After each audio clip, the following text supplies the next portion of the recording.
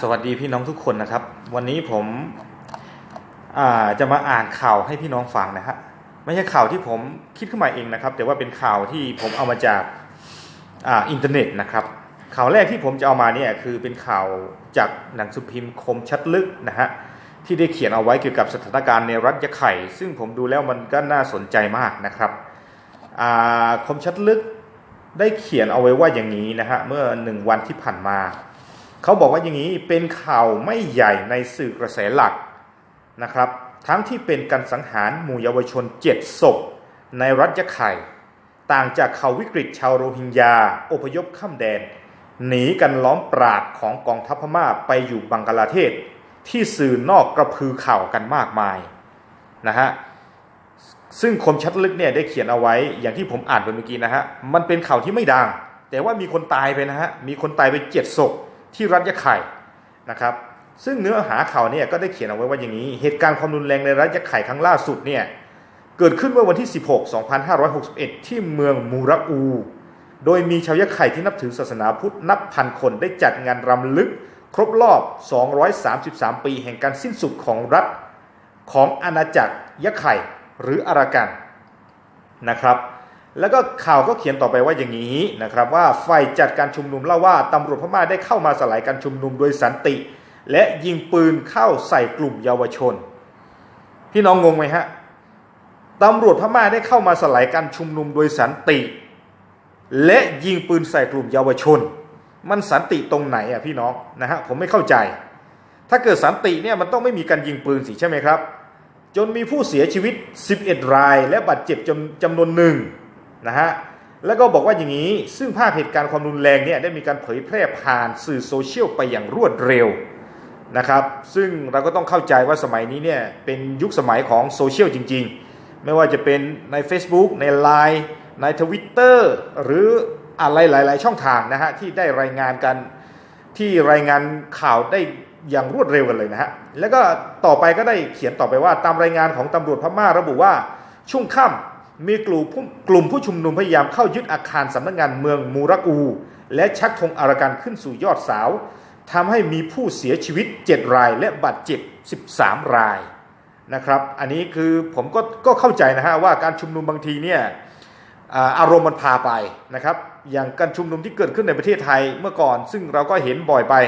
นะเนื่องจากว่ามีผู้นำมีผู้ชักจูงเนี่ยบางทีผู้ชุมนุมมันก็นะออกนอกลู่นอกทางบ้างเพียงแต่ว่าผมคิดว่าผู้ชุมนุมเนี่ยจะมีอาวุธคงเป็นไปไม่ได้เพราะว่าประเทศพม่าเขาเข้มงวดจะตายเรื่องอาวุธนะฮะแล้วก็ข่าวก็เขียนต่อไปว่าเมื่อวันที่17 2561 มกราคม 2561 องซานซูจีที่ปรึกษาแห่งรัฐได้รับฟังข้อมูลจากเจ้าหน้าที่พม่าแล้วพร้อมกับแสดงความเสียใจต่อผู้เสียชีวิตและผู้บาดเจ็บและรับปากว่าจะฟื้นฟูสถานการณ์ให้กลับสู่ความสงบโดยจะดำเนินการตามข้อกฎหมายอย่างเคร่งครัดตามข่าวที่ผมอ่านแล้วเนี่ยผมก็วิเคราะห์ไปเองนะฮะว่าผมคิดว่าองซานซูจีเนี่ยจริงๆแล้วเนี่ยผมคิดว่าเขามีความตั้งใจที่ดีนะครับคือเขาจะพยายามควบคุมประเทศเนี่ยให้เป็นปึกแผ่นหมายถึงว่าทุกกลุ่มทุกชาติพันธุ์ที่อยู่ในพม่าเนี่ยองซานซูจีก็พยายาม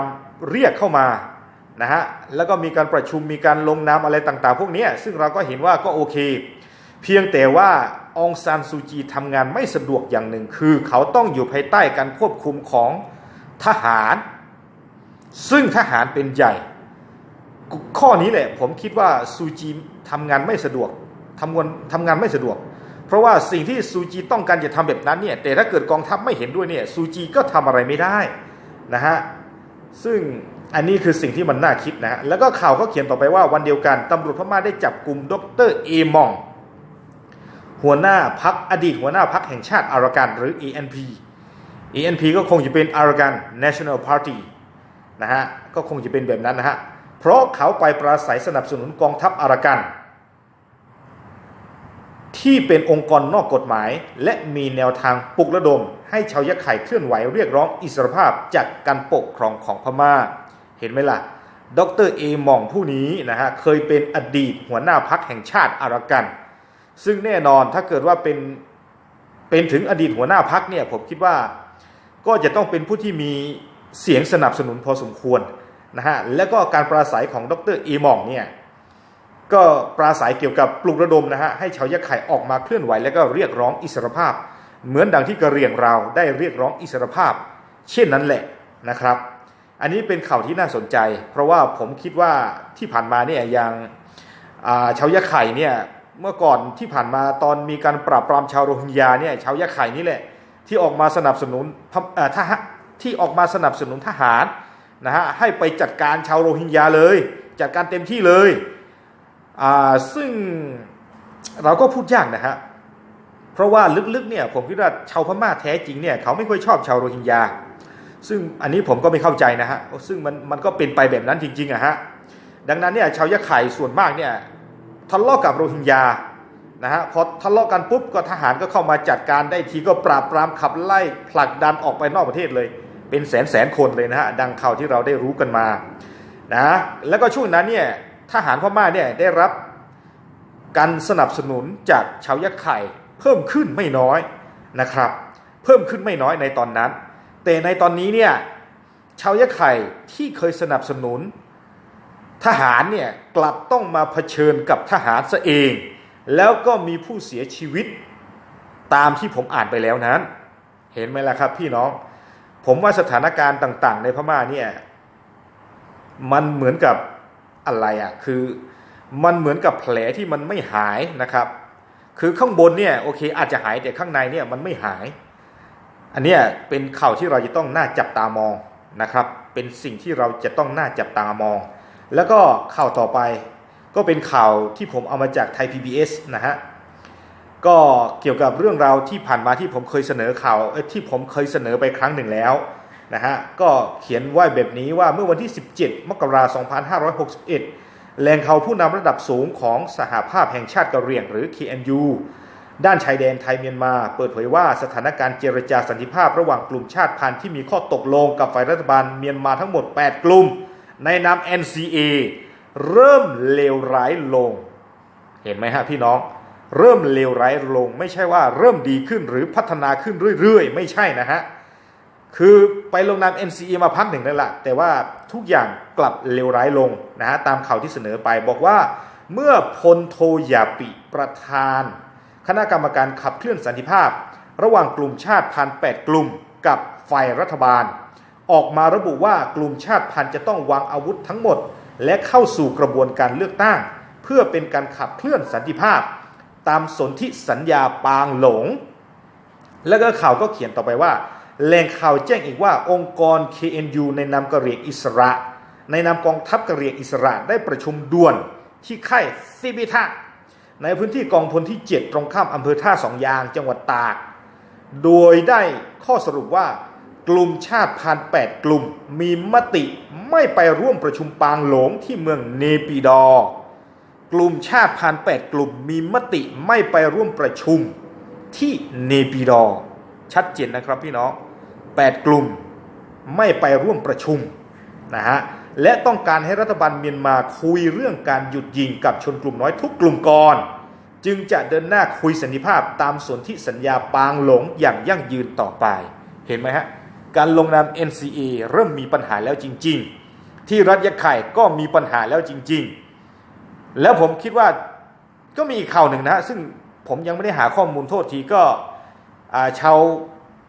วกะยาหรือชาวอะไรสักอย่างนี้แหละซึ่งก็มีการปะทะกับทหารพม่าเหมือนกันที่เกิดขึ้นนะแล้วก็มีผู้เสียชีวิตด้วยเห็นไหมครับว่าสถานการณ์ในพม่าเนี่ยมันไม่ค่อยจะดีเท่าไหร่แล้วก็ข่าวที่ผมดูจากของ KPTV ข่าวของกะเหรี่ยงก็ได้รายงานสั้นๆว่าทางทหารของพม่าเนี่ยได้ของงบกลาโหมเพื่อที่จะมาเสริมเขี้ยวเล็บให้กับกองทัพซึ่งมันเป็นเหตุการณ์ที่ประจวบเหมาะกับกลุ่มชาติพันธุ์ที่ไปลงนาม NCA เนี่ยไม่ไปประชุมที่ปางหลงด้วยแล้วก็สถานการณ์ที่เกิดขึ้นกับแต่ละรัฐในของพม่ามันเป็นช่วงเวลาประจวบเหมาะกันจริงๆนะฮะกับพม่าได้ของงบกลาโหมซึ่งผมคิดว่ามันไม่น่าจะเป็นเรื่องที่เหนือความคาดหมายมันเป็นเหตุการณ์ที่มันอาจจะเกิดการลุกลามบานปลายเกิดขึ้นก็ได้นะครับ ดังนั้นเนี่ยเราก็อยากจะเชิญชวนนะฮะไม่ใช่เฉพาะพี่น้องกะเหรี่ยงนะครับผมคิดว่าน่าจะทุกกลุ่มอะฮะในพม่านะครับกับพี่น้องกลุ่มต่างๆไม่ว่าจะเป็นไทยใหญ่ไม่ว่าจะเป็นชินกะชินหรือขยาหรือกะเหรี่ยงหรือม้งหรืออะไรพวกนี้ทั้งหมดนะฮะที่อยู่ในพม่าเนี่ยผมคิดว่าเราจะต้องติดตามสถานการณ์ให้ดีเพราะว่าผมคิดว่านางซูจีก็อาจจะทำงานได้ลำบากขึ้นแล้วล่ะถ้าเกิดมันเป็นแบบนี้นะครับก็จริงๆก็อย่างที่ผมบอกนั่นแหละองซานซูจีเขาคงจะตั้งใจทำอะไรที่มันดีนั่นแหละเพียงแต่ว่าเนื่องจากว่าต้องอยู่ภายใต้การนำของกองทัพอีกทีหนึ่งเนี่ยซึ่งนางเองก็ทำอะไรไม่ค่อยสะดวกเท่าไหร่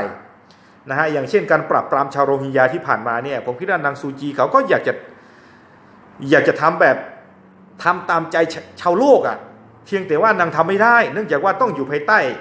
การนำของทหารถ้าเกิดนางจะออกคำสั่งว่าทหารให้ถอยไปทหารจะฟังหรือเปล่าอันนี้แหละฮะเป็นสิ่งที่มันน่าคิดซึ่งผมคิดว่ายังไงเสียเนี่ยในพม่าเนี่ยทหารมีบทบาทหน้าที่อยู่ยังมีบทบาทหน้าที่เต็มที่แม้อาจจะเต็มร้อยก็ได้ผมคิดว่าอย่างนั้นนะฮะอาจจะเต็มร้อยก็ได้อันนี้เลยนะฮะเป็นสถานการณ์ที่เราทุกคนจะต้องคอยจับตามองนะครับจับตามองให้ดีถ้าเกิดมันมีความเคลื่อนไหวอะไรเดี๋ยวผมจะกลับมาเล่าให้พี่น้องฟังอีกทีหนึ่งนะครับสำหรับวันนี้ก็